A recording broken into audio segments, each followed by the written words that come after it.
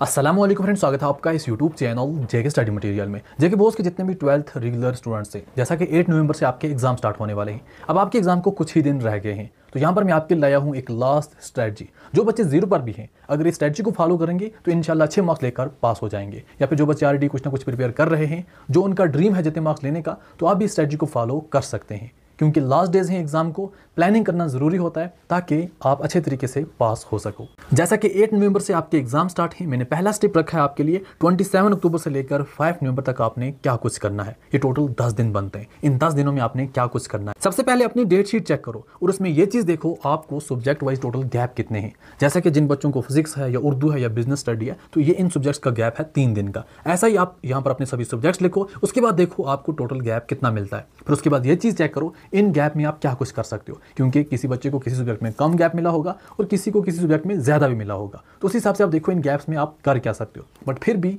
ज्यादा चीजें गैप के लिए नहीं रखना। तो कभी हेल्थ इश्यू होता है, कभी क्या चीजें होती हैं, तो इसलिए जो चीजें आज ही आपसे हो सकती हैं तो आज ही उनको कंप्लीट करो। अब सेकंड चीज आ जाती है, आप ये चीज चेक करो सब्जेक्ट वाइज आपने आज तक प्रिपेयर कितना किया है, कितने मार्क्स आपके रेडी हैं। आपकी पहली कोशिश ये होनी चाहिए 5 नवंबर तक आपकी मिनिमम हर सब्जेक्ट के pass marks plus 10 marks ready होने चाहिए। जैसा कि आपका कोई सब्जेक्ट अगर 25 पे पास है, तो आपके उस सब्जेक्ट में कम से कम 35 मार्क्स रेडी होने चाहिए 5 नवंबर तक। ऐसा ही आप अपने सभी सब्जेक्ट्स में देखो पास मार्क्स प्लस 10 मार्क्स रख के आपके कितने रेडी हैं। अब ऐसे कितने सब्जेक्ट्स हैं जिसमें यहाँ पर इतने मार्क्स आपके रेडी नहीं हैं, तो उनको यहाँ पर आप फर्स्ट प्रेफरेंस दो। उन सब्जेक्ट्स को इतना प्रिपेयर करो ताकि 5 नवंबर तक उनके पास मार्क्स प्लस 10 मार्क्स बिल्कुल रेडी होने चाहिए। अब सिर्फ आपने यही काम नहीं करना है, आपने सभी सब्जेक्ट्स को टच करना है। अब जैसा कि आपके कुछ ऐसे सब्जेक्ट होंगे जो टफ होंगे या फिर जिनके मार्क्स आपने कम यहाँ पर रेडी किए हैं, पास मार्क्स से भी कम, तो आपने उनको कोशिश करनी है कम से कम 3 घंटे पर डे दो और 10 दिन आपके पास है, तो इतने दिनों में लगभग आपका टारगेट कंप्लीट हो जाएगा। तो हो सकता है एक सब्जेक्ट हो या 2 सब्जेक्ट जितने हैं। फिर आपका कोई नॉर्मल सब्जेक्ट भी होगा जिसको आपने पर डे 1 घंटा देना है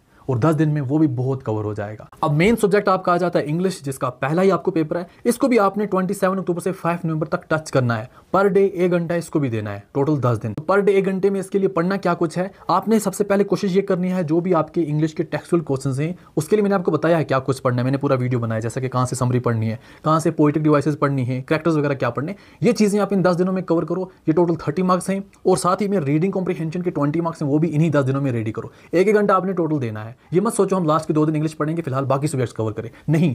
आपके भी 5 नवंबर तक इंग्लिश का रीडिंग कॉम्प्रिहेंशन और टेक्सचुअल क्वेश्चन कंप्लीट होने चाहिए। रीडिंग कॉम्प्रिहेंशन का पहला क्वेश्चन आपको 10 मार्क्स का आता है, नोट मेकिंग वगैरह, वो मैंने ऑलरेडी पूरा डिटेल में वीडियो बनाया है, कई बार मैंने व्हाट्सएप पर भी सेंड किया हुआ है। तो ये आपके 50 मार्क्स रेडी हो जाएंगे। अब 5 नवंबर तक तो आपका मसला पूरा हल हो जाएगा। अब 5 नवंबर के बाद आप क्या करोगे, 6 और 7 नवंबर को सिर्फ इंग्लिश को अच्छे तरीके से प्रिपेयर करो, जो चीजें रिवाइज की हैं। साथ ही में इन 2 दिनों के लिए मैं आपके लिए वीडियो लाऊंगा राइटिंग स्किल और ग्रामर, वो 30 मार्क्स भी हम इन 2 दिनों में कवर करेंगे, बाकी इनको रिवाइज करेंगे। और उसके बाद जैसे जैसे आपका पेपर आता रहेगा, जो चीज़ें आपने ऑलरेडी प्रिपेयर की होंगी उनको रिवाइज करो। ज़्यादा टाइम है आपको यहाँ पर किसी सब्जेक्ट के गैप में, तो न्यू चीज़ भी कोई ऐड करो। तो इस तरीके से इंशाल्लाह आपके सभी पेपर अच्छे से निकल जाएंगे।